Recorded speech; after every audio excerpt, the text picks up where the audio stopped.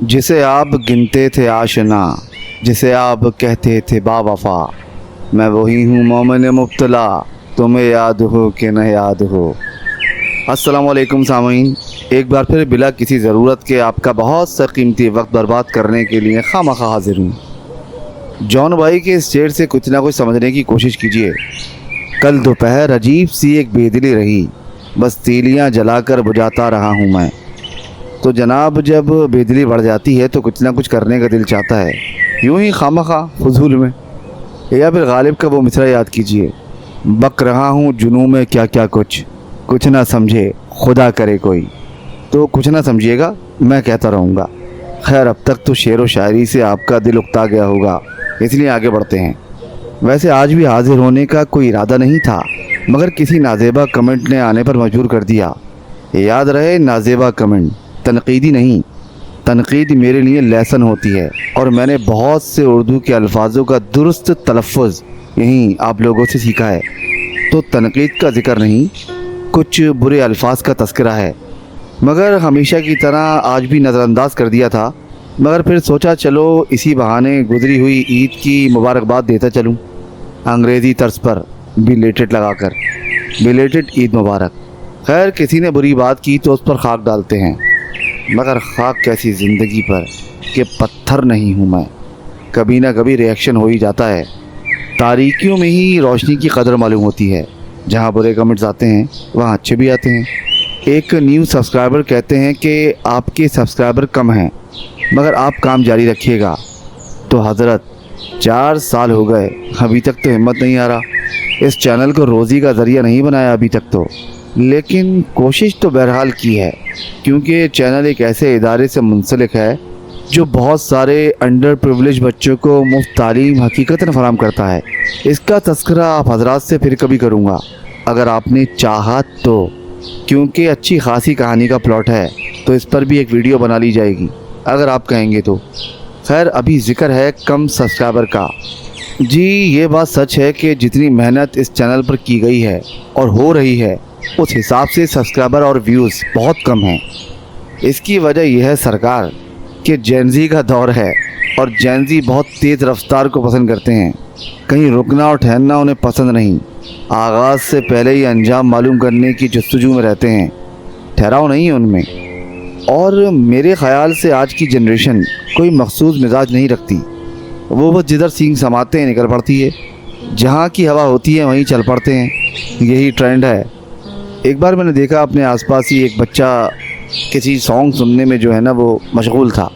मैंने उससे पूछा, क्या सुन रहे हो? कहने लगा, सॉन्ग सुन रहा हूँ। मैंने कहा, कोई नया सॉन्ग है? कहने लगा, हाँ। मैंने तो जो सॉन्ग आप सुन रहे हैं वो सिंगर आपको पसंद है? उसने लापरवाही से जवाब दिया, नहीं।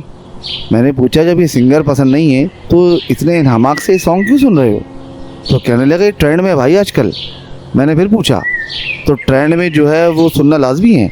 तो कहने लगा कि जाहिर है यार। ये कहकर वो अपने काम में लग गया।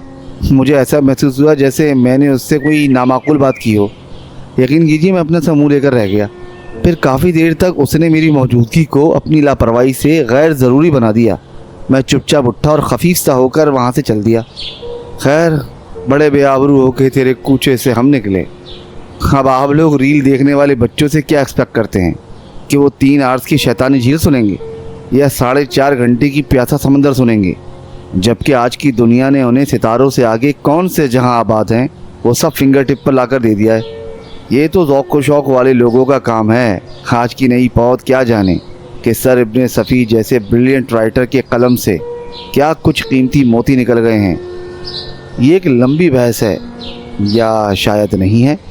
बहरहाल, सार्जेंट हमीद होता, सॉरी बुरा मान जाएंगे हमीद साहब, कैप्टन हमीद होते मेरी जगह तो आपको ज़्यादा बेहतर तौर से समझा सकते, या फिर इमरान होता तो उसकी हिमाकतें आपको खुद ब खुद समझा देती। इसलिए जितने भी लोग सुन रहे हैं, मैं मुतमईन हूँ अल्हम्दुलिल्लाह। मुझसे गाहे बगाहे यही शिकवा रहता है कि अगला नावल कब पढ़ूँगा, और जब मैं जासूसी दुनिया का कोई फड़कता हुआ नावल पढ़ देता हूँ तो यार लोग कहते हैं इमरान कब पढ़ेंगे। मैं शशो पंज में मुब्तला हो जाता हूँ कि क्या करूँ क्या ना करूँ, क्योंकि अक्सर ईमेल्स आती हैं कि कुछ और भी पढ़ूँ, और जब मैं कुछ और पढ़ता हूँ تو یار لوگ کہتے ہیں کہ کچھ اور کیوں پڑھتے ہیں. کچھ اور پڑھنے کی ضرورت ہی نہیں ہے, صرف ابن صفی کو ہی پڑھوں.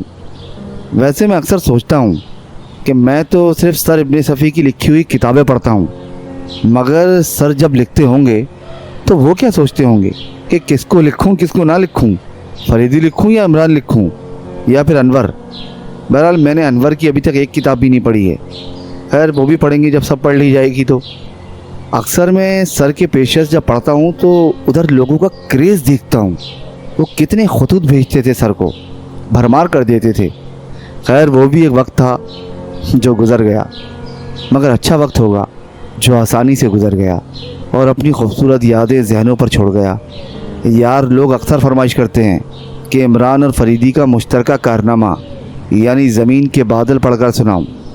میرا بھی یہی دل کرتا ہے کہ ایسا کروں, مگر میں نے وہ کتاب سب سے آخری کتاب کے طور پر رکھ لی ہے کہ جب سب پڑھ چکوں گا تو لاسٹ میں زمین کے بادل پڑھوں گا. آپ کا کیا خیال ہے؟